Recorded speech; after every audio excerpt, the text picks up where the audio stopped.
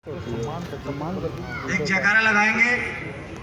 बोल दादा डेरे वाले की, दादा डेरे वाले की, भारत माता की, नरेला नगरी की। आदर के योग्य 36 बिरादरी पंच परमेश्वर जो यहाँ विराजमान हैं, मैं उन सबको हाथ जोड़कर नमन करता हूँ। आज मैं जो यहाँ आपके समक्ष खड़ा हूँ, यह सब मेरे बुजुर्गों का ही आशीर्वाद है। मैं आज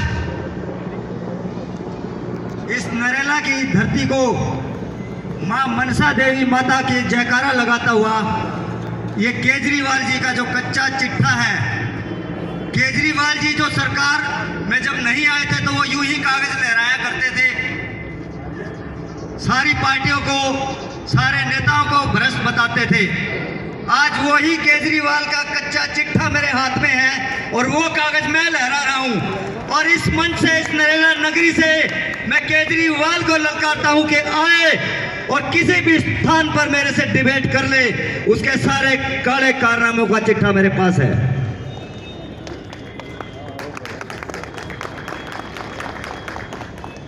यह सब प्रपंच जो उसने एक नारा दिया था अन्ना हजारे के कंधे पर बैठकर कि हम सत्ता नहीं चाहते, हम व्यवस्था परिवर्तन करना चाहते हैं। क्या कहा? सत्ता नहीं चाहते, हम व्यवस्था परिवर्तन करना चाहते हैं। और 49 दिन के बाद जब उसको ललक हुई कि हाँ मेरा तो झंडा बुलंद हो गया, अब मुख्यमंत्री क्या मैं तो प्रधानमंत्री भी बन सकता हूं, तो 49 दिन में त्यागपत्र देकर मोदी जी के खिलाफ इलेक्शन लड़ने चला गया। लेकिन जब पब्लिक ने उसको धूल चटा दी, फिर उसने कहा कि अब मैं कुर्सी पे आ गया, अब मैं समझदार हो गया हूं, कभी भी त्यागपत्र नहीं दूंगा, चाहे मैं लड़कियों का बलात्कार ही क्यों ना कर लूं। मैंने बहुत बड़ी बात बोली है। इस नरेला नगरी की लड़की सोनी मिश्रा का बलात्कारी आज उसका हीरा है। अपने विधायकों को वो हीरा कहता है, तो वो उसका एक हीरा हमारे नील दमन भाई के सामने उसने उतारा है, और वो भी करोड़ों रुपए में टिकटें बेचकर। मैं झूठ बोल रहा हूं क्या? क्या आपकी आत्मा से आवाज नहीं आ रही? आ रही है। क्या सोनी मिश्रा के बलात्कार के आरोप में हमारा जो सिटिंग एमएलए है वो जेल में काट के आया था?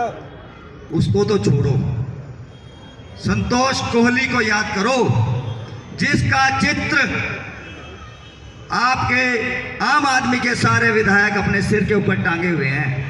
स्वयं केजरीवाल अपने कार्यालय के अंदर में संतोष कोहली का चित्र लगाता है, उसको शहीद का दर्जा उन्होंने दिया हुआ है। लेकिन उसकी हत्या हुई, दुर्घटना हुई, उसकी जांच की एक डिमांड कभी केजरीवाल ने ना तो जब वो सत्ता में नहीं था तब की, और ना जब 49 दिन की सरकार उसने चलाई, ना तब उसकी जांच करी, और 5 साल सत्ता का सुख भोगकर अब वह रिटायर होने जा रहा है, ना अब करी। मैंने आवाज उठाई थी कि अरविंद भाई, यह संतोष कोहली लड़की जो है, इसकी हत्या हुई है, इसकी जांच कराओ। उसने कहा कि नहीं, हमारी सरकार आएगी अनिल, तब हम उसकी जांच खुद करेंगे। 49 दिन की सरकार चली गई, कोई जांच नहीं हुई। उसके माँ बाप ने आवाज उठाने की कोशिश की, खुद मेरे सामने उनके माँ बाप को फोन करके धमकाया जाता था कि अगर तुमने इसकी जांच की आवाज उठाई तो तुम्हें हम खत्म करवा देंगे। ये महिला सुरक्षा का मुद्दा उठाने वाला केजरीवाल, स्वाति मालीवाल जो धरने पर बैठती है, राजघाट को पवित्र करती है, और महिलाओं के बारे में आवाज उठाने का उसका कोई हक नहीं है। उसने कभी संतोष कोहली, सोनी मिश्रा जो उनकी पार्टी के थे, उनको उनके आवाज नहीं कभी बुलंद करी कि इनकी जांच क्यों नहीं करवाई जाती, इस विधायक को पार्टी से क्यों नहीं निकाला जाता। क्या यह उसके लिए डूब मरने की बात नहीं है? अब मैं बात आता हूं कि वो हमारा बड़ा भाई बनने की कोशिश कर रहा है। आजकल उसने एक नारा दे रहा है कि मैं आपका बड़ा बेटा हूं।